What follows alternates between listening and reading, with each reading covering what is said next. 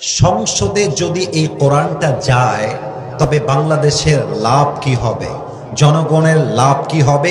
কয়েকটা পয়েন্ট বলছি, কান দিয়ে নয়, মন দিয়ে শুনবেন, কলিজা দিয়ে শুনবেন। প্রথম কথা, এই কোরআন দিয়ে যদি সংবিধান হয়, এই কোরআন দিয়ে যদি পার্লামেন্ট চলে, এই কোরআন দিয়ে যদি সংসদের প্রত্যেকটা আইন পাশ হয়, প্রথম লাভ হবে বাংলার মাটিতে ইনসাফ তথা জাস্টিস কায়েম হবে। ঠিক কিনা বলেন? জাস্টিস কায়েম হবে কেন? কারণ কোরআনে আল্লাহ তাআলা বলেছেন, আউযু বিল্লাহি মিনাশ শাইতানির রাজীম, ইন্নাল্লাহা ইয়া'মুরুকুম আন তু'আদ্দুল আমানাতি ইলা আহলিহা ওয়া ইযা হাকামতুম বাইনান নাসি আন তাহকুমু বিল আদল। Allah subhanahu wa ta'ala tells you to give the people back his rights.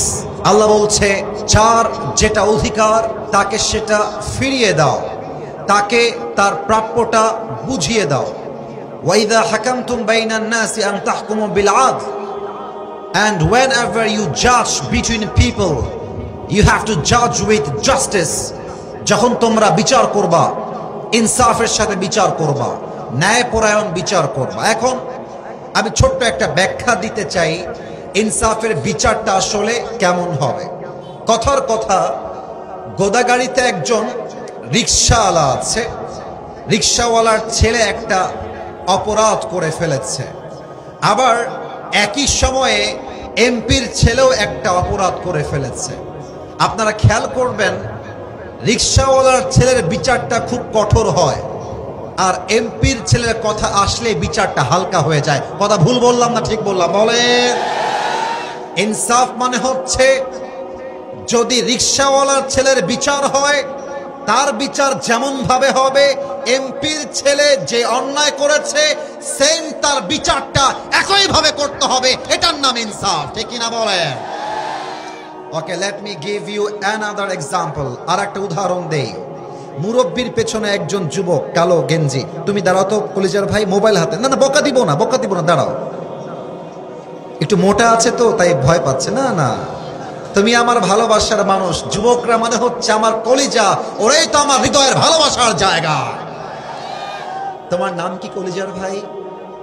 আচ্ছা, ওকে দেখা যায়? কথা না বললে বুঝি কেমন করে? দেখা যায়? তা কথা বলছেন না কেন গো? দেখা যায়? আচ্ছা, মনে করেন এই ছেলেটা আমি ওয়াচ করে নেমে যাওয়ার সময় আমার কাছে আসছে, বলছে, কি হুজুর, জবের ব্যাপার ভালোই ওয়াচ করছেন নাকি? আবার রাজনীতিও মারছেন দেখছি, আপনাকে দেখে নিব, খালি বাড়ি যান। আমাকে হুমকি মারল, কথার কথা। আমি বললাম, এবে তোর বাড়ি দিবে, এলে ঘিরেলে। এই কথা বলে আমি আমার গাড়ি থেকে একটা ছুরি বের করে, আমি যদিও হেসে হেসে বলছি, but this is the reality. আমি আপনাকে এক্সাম্পল দিয়ে বোঝাবো যে ইনসাফ কোরআন দিয়ে কায়েম করলে কেমন করে হবে। আমি খেপে গেলাম, একটা চাকু নিয়ে এসে ওর পায়ে মারলাম এক কোপ। এক কোপে ওর ডান পা কেটে গেল। এবার বলেন, বাম পা না ডান পা? জোরে বলেন, বাম পা না ডান পা? এক কোপ দিয়ে কেটে দিলাম। এই যুবক ভাইরা, কানের মজা নয়, দিল দিয়ে বুঝবা। আচ্ছা, এখন ছেলে পেলে আমাকে ধরেছে, আসিফ হুজুরকে ধর ধর ধর। আমার নামে আগামীকাল গোদাগাড়িতে মামলা হয়ে গেল। এবার সোনামণি, তুমি বসো, তুমি নতুন, ভয় পাও, নতুন নতুন, বসো। আমার নামে মামলা হয়েছে, গোদাগাড়ি ভাইয়ারা, আমার নামে কি হয়েছে? আচ্ছা, আগামীকাল আমার বিচার হলো, মনে করেন রাজশাহীর কোর্টে, রাজশাহীর আদালতে। এখন জজ সাহেব বলছে, আসিফ হুজুর, আপনি লোকটা দেখতে সুন্দর, ওয়াজও ভালো, বাট আপনার মনটা ভালো না, আপনি পা কাটলেন কেন? শোনেন, আপনার বিচার আমি করে দিচ্ছি। বাংলাদেশের ব্রিটিশ যে আইন আছে, তথাকথিত নিয়ম অনুযায়ী আমার বিচার হলো, আসিফ হুজুরের 10 লাখ টাকা জরিমানা আর 1 বছরের জেল। এবার আপনাদের জবাব দেবার পালা। 10 লাখ টাকা জরিমানা আর কয় বছরের জেল? আমার মুরব্বীরা, আমার যুবক ভাইরা, একটা বিচার, এটা ইনসাফপূর্ণ হলো কিনা, জাস্টিস হলো কিনা, ন্যায়পরায়ণ হলো কিনা, এটা বোঝার জন্য একটা দাড়িপাল্লার প্রয়োজন। দাড়িপাল্লা নিয়ে আসেন। ওর যে আমি ডান পাটা কোপ দিয়ে কেটে দিয়েছি, ওর ডান পাটা আপনি দাড়িপাল্লা ডান দিকে দেন। আর আপনি যে আমাকে বাংলাদেশের সংবিধান অনুযায়ী 10 লাখ টাকার জরিমানা আর 1 বছরের জেল দিয়েছেন, এইটা দাড়িপাল্লার বাম দিকে দেন। এবার গোদাগাড়ির মানুষের ব্রেনকে জাস্টিফাই করতে চাই, মেধাকে জাস্টিফাই করতে চাই। দাড়িপাল্লার একদিকে ডান পা কাটা, আর একদিকে 10 লাখ টাকা জরিমানা এবং 1 বছরের জেল। আপনি কিয়ামত পর্যন্ত দাড়িপাল্লা ধরে টানলেও দুইটা কি সমান সমান হবে? তা জোরে বলতে হবে তো, সমান সমান হবে। আচ্ছা, আপনি এবার জরিমানা দেন 20 লাখ টাকা, জেল দেন 3 বছরের, টান দেন, আবারও কি সমান সমান হবে?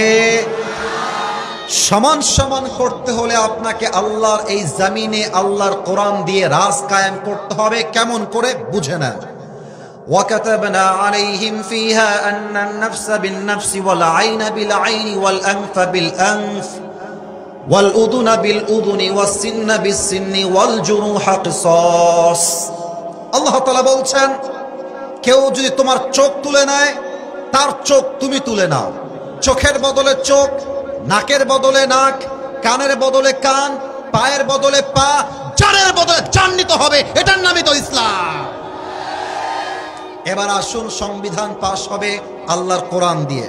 এবার আইনে কি পাশ করা হবে? বিচার আমার জন্য বলা হবে, আসিফ হুজুর গোদাগাড়ির কাপাসিয়ার মাহফিলে একজন যুবকের ডান পা কেটে দিয়েছে, তোমরাও আসিফ হুজুরের ডান পা কেটে দাও। এবার ওর ডান পাটা নিয়ে দাড়িপাল্লার ডান দিকে রাখেন, আর আসিফ হুজুরের ডান পাটা কেটে দাড়িপাল্লার বাম দিকে রাখেন। এইবার টান দেন, দেখবেন দুইটা সমান সমান হয়ে গেছে। ঠিক আছে কিনা বলেন? ওয়ামান হাকামা বিহি আদালা। এই কোরআন দিয়ে যে রাজ কায়েম করবে, এই কোরআন দিয়ে যে ইনসাফ কায়েম করবে, সেই তো সঠিক বিচার করতে পারবে। ঠিক কিনা বলো?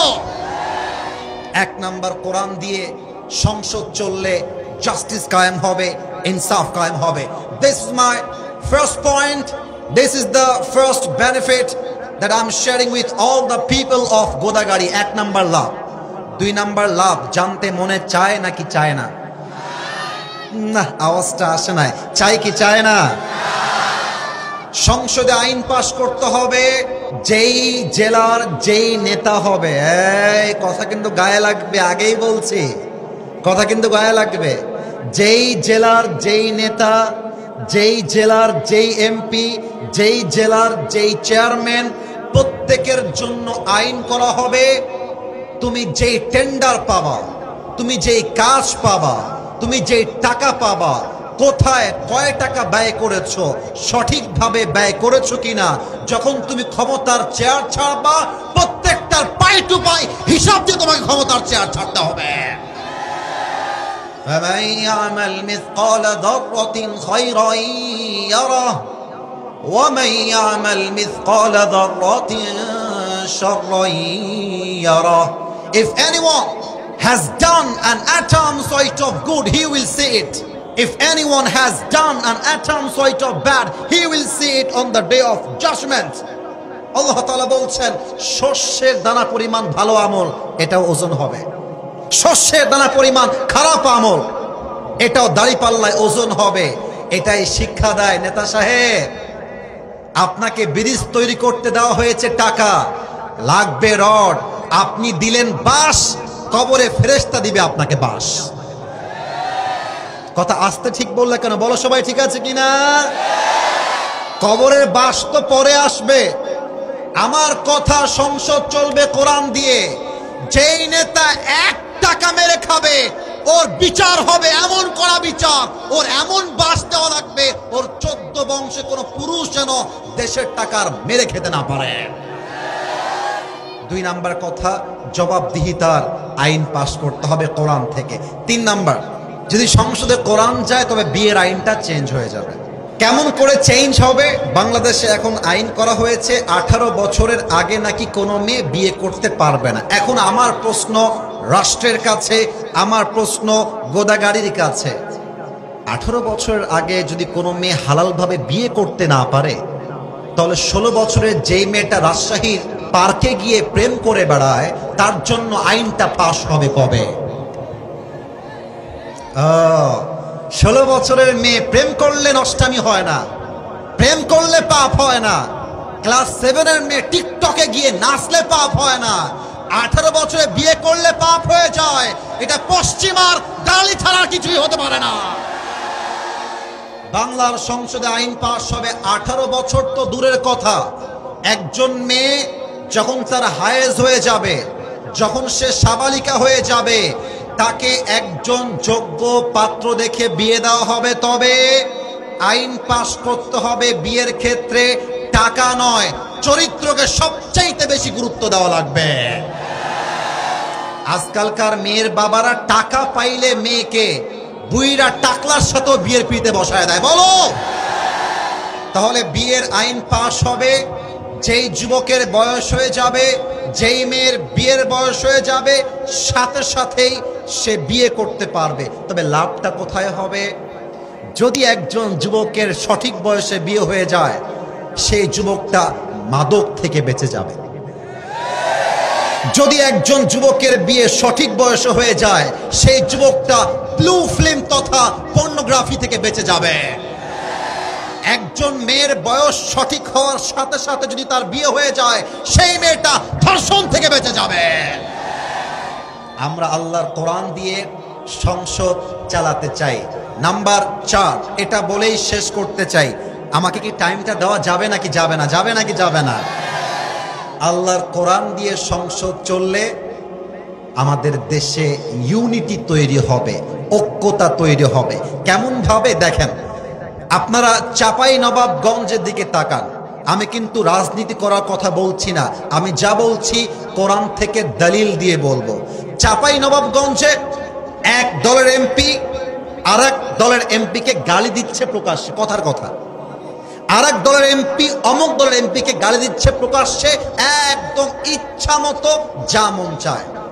কোরআন দিয়ে সংসদ চললে দ্বিমত থাকবেন, রাজনীতি ভিন্ন হবে, ঠিক আছে, বাট মাথায় রাখতে হবে আমার রাজনীতির চিন্তা ভিন্ন হতে পারে, বাট আমার আল্লাহ এক, আমার কোরআন এক, আমার ধর্ম এক, আমার রসুল এক। অতএব যেখানেই মারামারি হোক না কেন, যেখানেই ঝামেলা হবে, আমরা ঐক্যবদ্ধ হয়ে সেই ঝামেলাকে ফেস করতে চাই, ঠিক কিনা বলেন?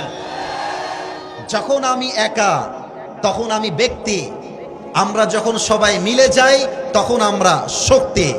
আগামীর বাংলাদেশ সংসদে যাবে জামাত ইসলাম, সংসদে যাবে বিএনপি, যাবে চরমনায়, যাবে হেফাজত, আমার কোনো আপত্তি নেই। বাট মাথায় রাখতে হবে আমাদের মাঝে যতই বিভেদ থাকুক না কেন, ইসলামের জন্য হাতে হাত রেখে বাংলার জন্য কাজ করতে হবে, ঠিক কিনা বলো? আল্লামা দেলোয়ার হোসেন সাইদি হুজুর বলতেন, তোমরা ভারতের দালালি করা বন্ধ করে দাও। ডক্টর জাকির নায়েক আসবে 28 তারিখ। ভারত বলেছে তাদের কাছে নাকি আমাদেরকে ডক্টর জাকির নায়েককে হস্তান্তর করতে হবে। বেটা, তোর মামুর বাড়ির আবদার নাকি বে? ডক্টর জাকির নায়েক বাংলার মাটিতে আসবে, কোরআনের দাওয়াত দিবে। কোনো বাতিল যদি বাধা দেওয়ার এক চুল সাহস করে, ওর পিঠের চামড়া একটাও থাকবে না। একটা ছোট্ট গল্প মনে পড়ে গেল, বলা যাবে? সিংহ, নেকড়ে বাঘ আর শিয়াল মিলে 3টা শিকার করেছে, একটা খরগোশ, একটা হরিণ আর একটা গাভী। এখন সিংহ বলছে, আমার বন্ধু নেকড়ে বাঘ, আমার বন্ধু শিয়াল, শোনো, আমার একটা নীতি আছে, আমি আবার ভাগ টাগ না করলে খাইতে পারি না। তো বলছে, ও আচ্ছা মহারাজ, তাই হবে, ভাগই হবে। তো সিংহ বলছে, আমি দায়িত্ব দিলাম নেকড়ে বাঘ, নেকড়ে বাঘ তুই ভাগ কর, কার ভাগে কোনটা পড়বে? নেকড়ে বাঘ বলছে, মহারাজ এটা কোনো ভাগের বিষয়, আপনি হলেন মহারাজ, আপনি খাবেন গাভী, আমার চাইতে আপনি বড়, আপনার চাইতে আমি হালকা ছোট, আমি খাবো হরিণ। আর এই বেটা পাতি শিয়াল, বয়সও কম, সাইজও কম, এই বেটা খাবে খরগোশ। মহারাজ বলছে, বেয়াদব, এই ধরনের ফাউল বন্টন নীতি তোকে কে শিখাইছে? এক থাবা মারছে, নেকড়ে বাঘের কল্লা 40 হাত দূরে গিয়ে পড়ছে। এবার সিংহ বলছে, এই বেটা শিয়াল, এবার তুই ভাগ কর, এবার তোর পালা। তো শিয়াল বলছে, মহারাজ এটা কি আবার ভাগ করতে হয়? আপনি আমার মহারাজ, আপনি সকালের ব্রেকফাস্ট করবেন খরগোশ দিয়ে, আপনি দুপুরের লাঞ্চ করবেন হরিণ দিয়ে, আর রাতের বেলা আপনি ডিনার করবেন গাভী দিয়ে। মহারাজ তো মহাখুশি। এবে কি বে, তোকে এত সুন্দর ইনসাফ ভিত্তিক বন্টন নীতি কে শিখালো রে? এখন শিয়াল বলছে, মহারাজ একটু আগে যে কল্লা দিয়ে গেছে ওই আমাকে শিখায় দিয়ে গেছে। অতএব আগামীর বাংলাদেশকে ইসলামের বাংলাদেশ হওয়ার থেকে যারাই বাধা দিবেন তারা 5 আগস্ট থেকে শিক্ষা গ্রহণ করতে হবে।